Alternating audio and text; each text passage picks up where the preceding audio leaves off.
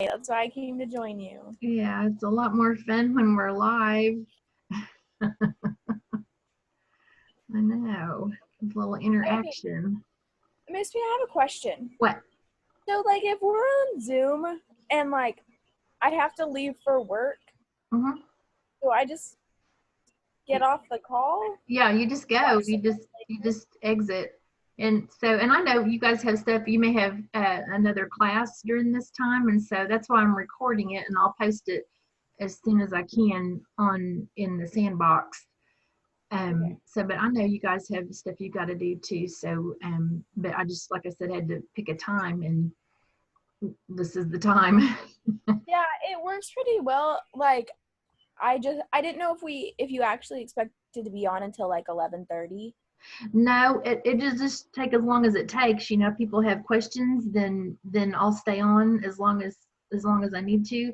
But we have a kind of a pretty short lesson, and we'll just talk about a few things. And if nobody wants to know anything, we'll get off of here. So it just kind of depends on everybody. Okay. We got about a minute here, so we'll give everybody just a little bit longer. Have you heard any updates about the school situation when we can come back to the tests or anything like that? Yeah, you guys won't be able to take the test until next school year. So for those of you that are graduating and leaving us, you'll just have the opportunity to schedule a test with Mrs. Ferranti just at your convenience, and she'll set it up for you, and you can just come out one day, come out to school and take it, so you can go ahead and get that certification. But you know, the State Department of Education has waived all state testing for this year, so you know, we're not making it a requirement. So if you do, it'd be good and to your benefit, but you won't be able to do it till next year.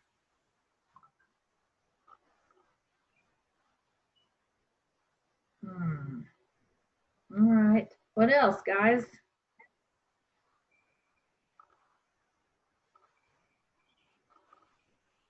Nothing else? Oh, I have some advice here at the tiramisu cake shake at DQ. You have advice for tiramisu cake? No, the tiramisu cake shake you can get at Dairy Queen. Don't get it. Don't get it. Okay. All right. I'll keep that in mind. Its flavors. Okay. Hello, Anthony. Hey, Anthony. Hello. All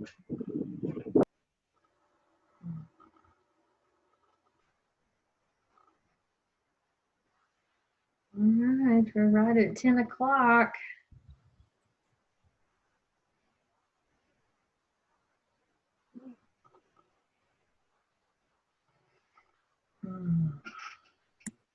Well, I think we ought to get started.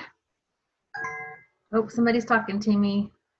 Tommy says he's going to be late.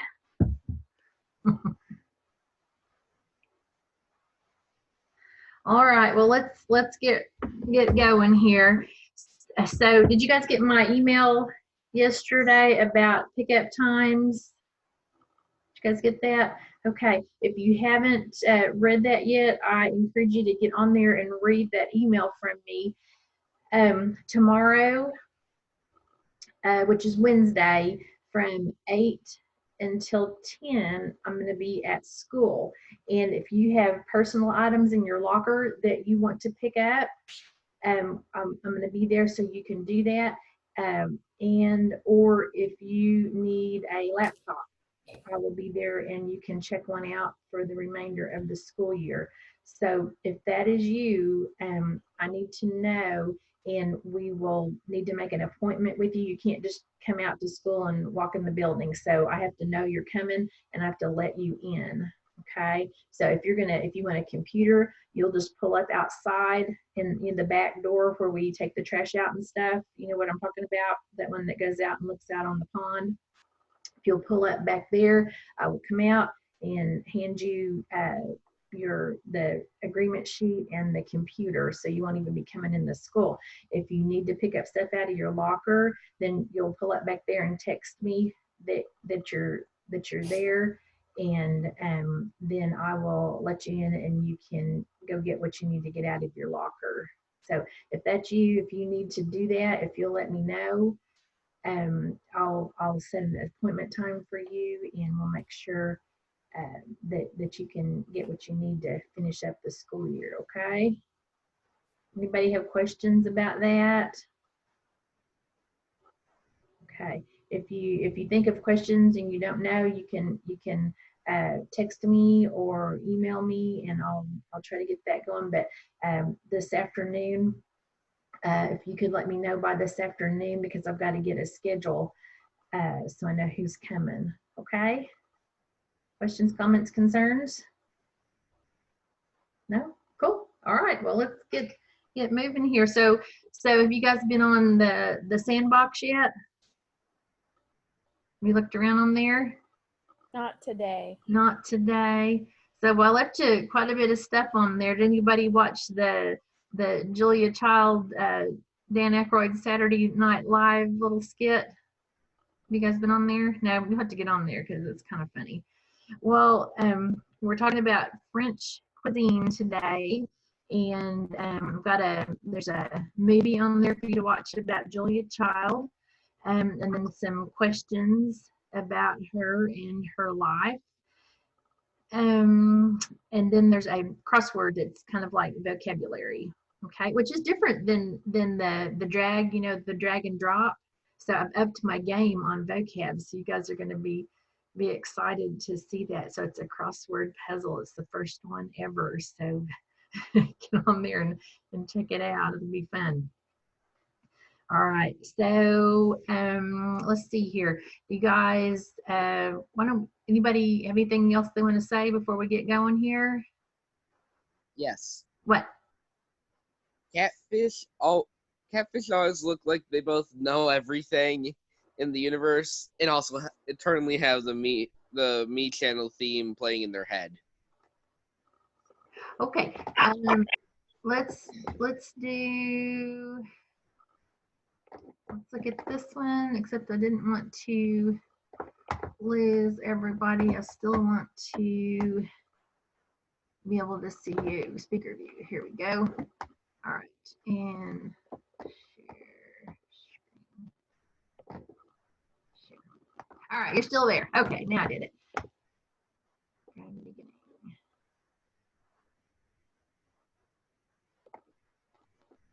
There we go. Okay, so these are going to be some things that you're going to need to know to answer the questions in the crossword puzzle.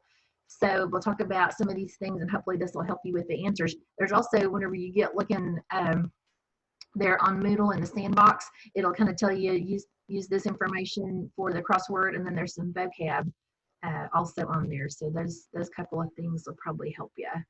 Okay. All right. So there's two types of cooking that are found in French cuisine, and one is called the classical or grand French cooking, and the other one is Provençal.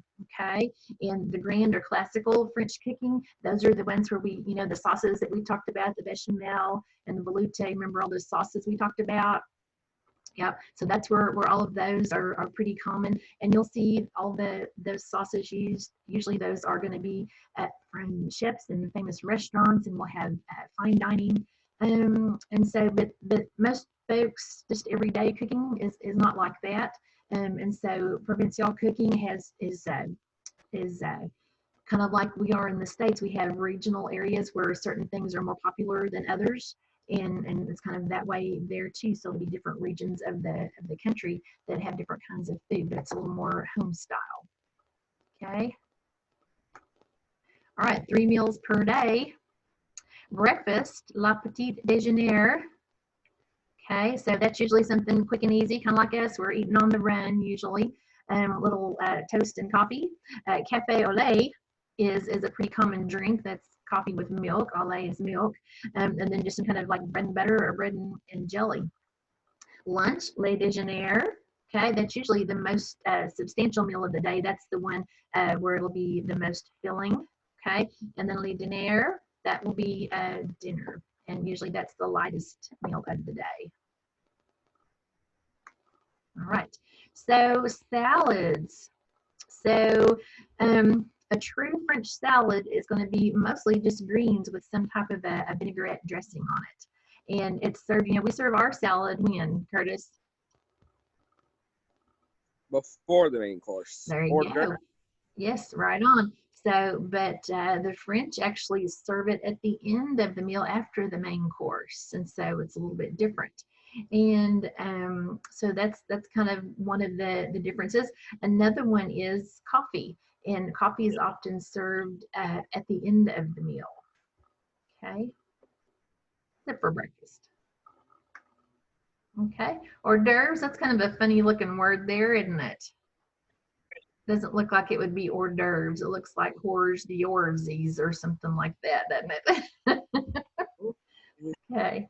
Yeah, hors d'oeuvres. So those are little tasty dishes that come out in the first course usually, or sometimes they are served at dinner parties or little receptions, things like that. But they're designed to be little tasty morsels. They're supposed to be really pretty and make you hungry for what's coming next. Okay, there's two kinds of hors d'oeuvres. There's cold hors d'oeuvres and hot hors d'oeuvres. Okay, cold hors d'oeuvres are a little simpler usually, one ingredient, and the hot ones are usually a little more fancy. They're served on a plate and served individually to the guests at the dinner. Remember when we talked about sauces? Yeah, we spent quite a bit of time on sauces. So remember white sauces, what's the base of a white sauce? Do you guys remember? A roux? A roux, you got it. And that's that funny looking word, R-O-U-X, right? And remember, a roux can be either light or called a blonde roux, or it can be dark, like a brown roux. Okay, almost like chocolatey color. Okay, it depends on what you're making with it. Bechamel, for instance, you guys remember bechamel whenever we made our biscuits and gravy? You guys remember that? Yep. Okay. So bechamel is got a light roux. Okay, and that's the one that we used milk with. You guys remember when we did that? A little bit. Okay, so velouté sauce is similar, except instead of milk, we use chicken stock, but you could use any kind of a light stock. You guys remember when we're doing that? We made what did we make with that? Some soup or something, wasn't it? I forgot what our demo recipe for that was. All right, and then hollandaise. You guys remember hollandaise? It's the one with the egg that we did in the. We kind of cheated and did it in the blender, didn't we? Yeah. So hollandaise is a pretty famous sauce, and that's the one with the eggs, and you have the melted butter, and you pour it in slowly. Remember? Mm-hmm. You can do that. We did it in the blender, but you could also do it on the stovetop on a just over boiling water, and then whisk it in slowly. Okay, so you could do that too. But you have to, your eggs need to be a little bit warm, and you're beating the whole time while you're pouring in your butter, or you'll have this big greasy mess. Okay, because you're trying to get that egg to incorporate all of that butter so it'll thicken. Okay. Let's see. All right, soups. Yummy. All right, we didn't get to make consommé, but consommé is just a clear soup, and it's made just from stock, and you'll see that a lot. It's just clear broth. All right, well, how would we make a puree? We made a puree before. How would you do that? Blend it up till it's really fine, and then. Mike, hi. Okay, that's right. So so you're gonna cook it, and then we'll blend or Mash it, I think. puree, mash it, the whatever that is, the vegetable or whatever it is. Yep, that's exactly right, Mike. Okay, and then cream. How do we make it like a cream soup? You guys remember? Blend, then strain. There you Yeah, go. more like that too. Yep.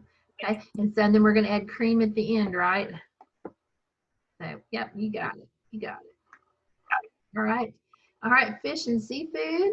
Okay, so think about whenever you get a chance to get on Moodle under in the sandbox, and you'll see there's a map of France, and you can see, you know, they're surrounded. There's quite a bit of coastline there, and so fish and seafood is pretty abundant and available year round. So things like fish and shellfish. Anybody know what escargot is? You guys ever heard of escargot? I've heard Like of snails? Snails, yeah. Have you guys ever eaten snails before? I did it on a camping trip. You did? What'd you think? Well, we didn't make escargot, but we just kind of like roasted their little meats over the fire along like twigs and stuff. Yeah, were they a little chewy? A little chewy. A little chewy. So yeah, I don't Very know. So they look really pretty. A lot if you get on like Google Images, you can Google escargot. They look really pretty in their shells with the butter and the parsley kind of floating there, but I'm not sure about that. So anyway, if you guys are brave and taste one, let me know about it, okay? Because I would be very curious. Okay, so another kind of dish that the French are pretty famous for is poached fish. Okay, and usually it's poached in a long round or long oval shaped pan that's about that deep, and the fish just kind of lays in there whole.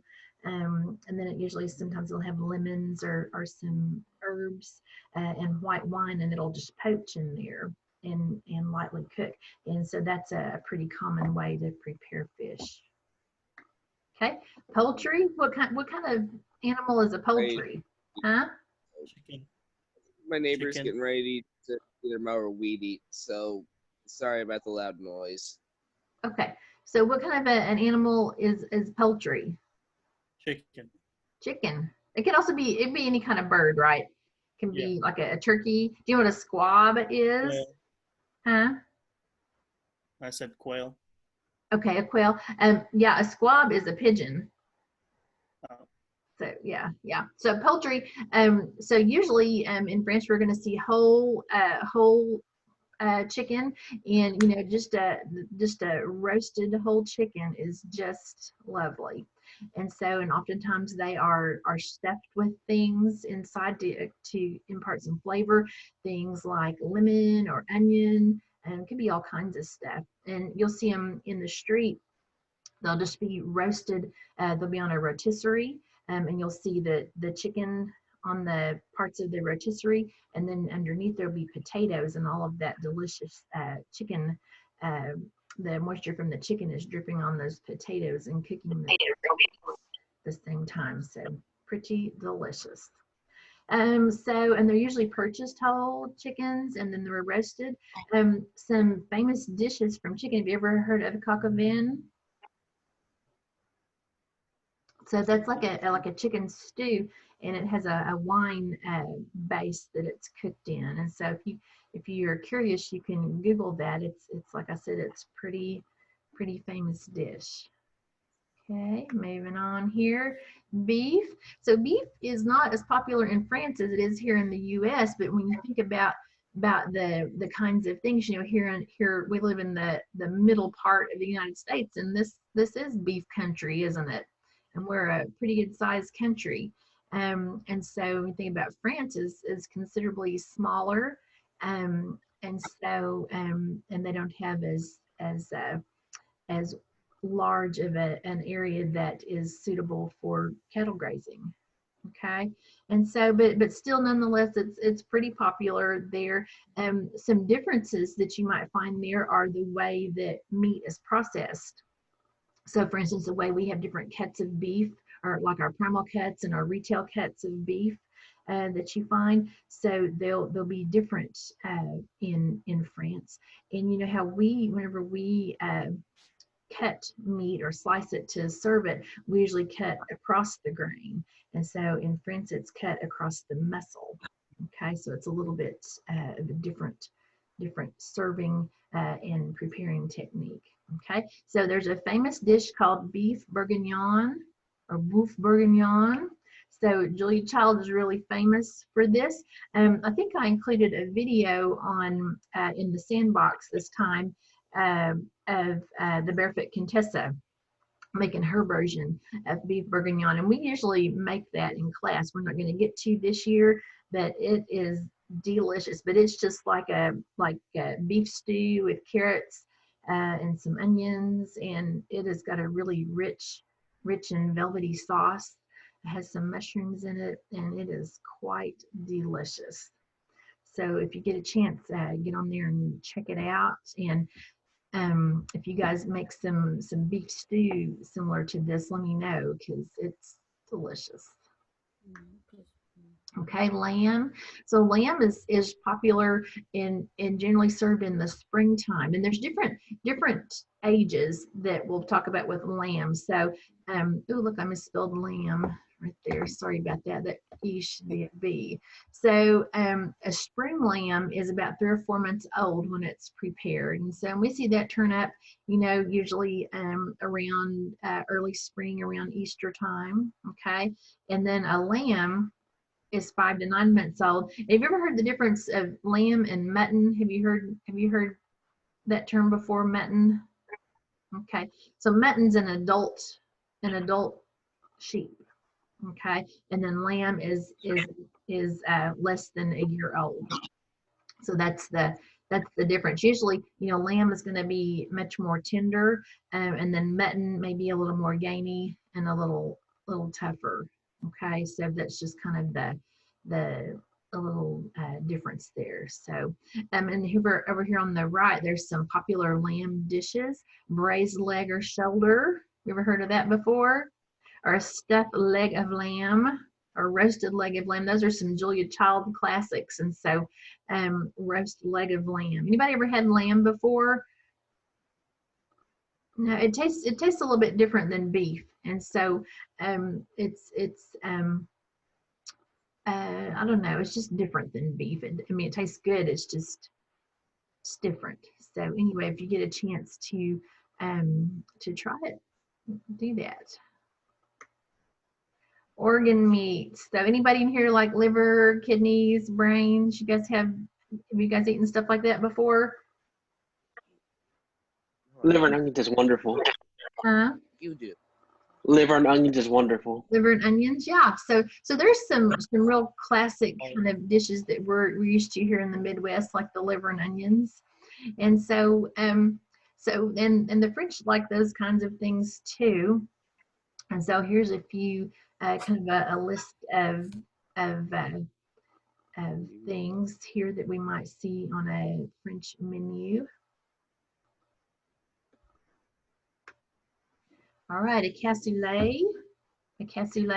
So those can be either cooked in one big pot, or sometimes you'll see it in little individual serving size pots. And they're usually containers. A lot of times they'll be like a cast iron or some type of a pottery of some kind, and it'll be kind of almost looks like a stew with beans and meat, and then they're baked in the oven, which is quite delicious. Okay, salad, we kind of talked about that a little bit, but again, the salad will come after the entree. And just a plain old green salad, just with leaves and a vinaigrette, is going to be pretty common. But you'll see things like potato salad and different kinds of meat salad turn up as well. Okay, vegetables. So here's some interesting little tidbits about vegetable cooking. So you guys remember blanching? Whenever we cook vegetables, so we're briefly putting that in some boiling water. Why are we doing that? You guys remember?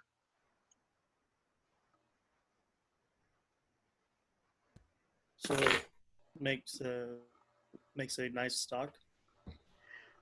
Well, The vegetables, doesn't it make them crunchy?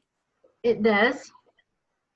Okay, so when we blanch them, there's a couple of things that are happening. One is we're kind of setting the color of them, because you know how if you hold vegetables very long, their color starts to fade once they cook.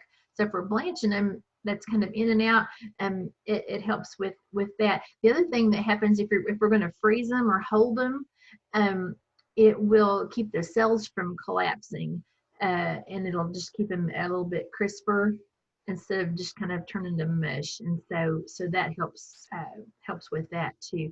So but think about like cooked vegetables. If we're cooking them in advance, but we're not going to serve them right away, after we're blanching them, we're going to plunge them in some cold water to stop that cooking process. Otherwise they're going to sit there and cook some more and be pretty mushy, and so nobody likes mushy vegetables, do they? Doesn't taste very good that way. So, and anyway, here's a little trivia for you. Broccoli is pretty rare in France. Who knew? I know. I thought that was interesting. All right, herbs and garnishes. So, you know, herbs are used to enhance the flavor. We'll see that really often and in lots of different kinds of cuisines. And it's also used to make things pretty, isn't it? Yeah. So, and here's this is a mixture of herbs. It's called fines herbs. And this is a French term for just a mixture of fresh parsley and chives. You guys see that? What's the mixture? What's all the ingredients in fines herbs? Parsley, chives, tarragon, and chervil. Yeah, that's a funny name, isn't it? Chervil. Okay. So, and you can buy fines herbs at the store, and it's just a mixture, little seasoning mixture. Okay. And it smells really nice and adds a lot of flavor. Okay. Bread. We'll see bread at just about every meal, and usually they buy it fresh daily from the bakery. Okay, and eggs, we see eggs a lot on a French menu. So, you know, we think of eggs pretty commonly for breakfast, right? Did you guys have eggs for breakfast this morning? No. No, not yet. Speaking. Oh, Curtis kind of had eggs because he had French toast. Well, we had chili. But... You had chili for breakfast?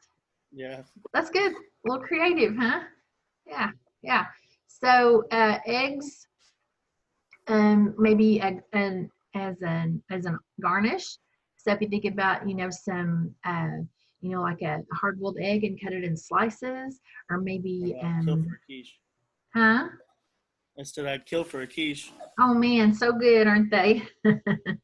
So you might see little poached quail eggs on top of a canapé. Sheared eggs, those are baked eggs that are baked in the oven in little shallow dishes, and sometimes they'll be served with cream and some vegetables on top of it, which are delicious. Maybe you'll see a scrambled egg with the fines herbs that we talked about. And what about an omelet? You guys are pretty good at omelet making, aren't you? Mm-hmm. Yup. Yup, you can do that. And then, have you guys ever seen a souffle before? You guys know what a souffle is? It's that puffy egg. Did we make one? Well, I don't think we made one this year, but we made one last year. Do you remember, Mike? No, me and Bailey made one this year. You did? Okay. All right. So souffles, and that's that puffy egg puff that we make in a kind of a tall round dish. And then quiche, we make lots of quiche, don't we? So that's kind of our egg, that custard pie, and you can put all kinds of fruits or not fruits, but vegetables and meats in that, which is quite delicious. Okay, and cheese. So this is a pretty interesting little tidbit here. So France has probably the world's greatest varieties of cheese. 400 different varieties. Here's some kind of things that, did you know that serving cheese at room temperature will allow it to taste its best? Have you ever noticed that cheese after it's set out, it kind of looks a little more oily? So, and it really kind of does bring out the flavor. Yeah. So yeah. So here's some famous cheese. Brie, you guys had Brie before, haven't you? So it's the one that comes in that little wooden box, little round wooden box, and the lid lifts off. You know what I'm talking about? Mm-mm. So, and you'll see them sometimes. You can just slice it and have it on a cracker, but sometimes you'll see it wrapped in puff pastry, and you'll bake it in the oven for a little bit, and it'll get real soft and gooey and kind of run all over the place. And oh my gosh, so good. You see it served with honey and like dried cranberries, and oh, so good. Sounds good. What's that? Sound Sounds good? good. Yeah. So Burson cheese, you can buy this. You can buy these at our grocery store here. The Burson cheese is spreadable, and it's oh, I don't know what you kind of like just a really soft, like you might spread on a cracker, but it'll have, you can buy it with different kinds of herbs mixed in. Gruyere, so that's kind of the French version of Swiss cheese. It has holes in it like Swiss cheese does, and it's kind of a mild tasting cheese. It's white, or not white, but a lighter cream color as opposed to orange, I guess. Okay. Roquefort cheese, that's like blue cheese. You guys anybody like blue cheese? So it's one of those love or hate things, isn't it? I think it's the smell is kind of off-putting, perhaps. I don't know, but I think it tastes good, and I like blue cheese salad dressing, but I don't know.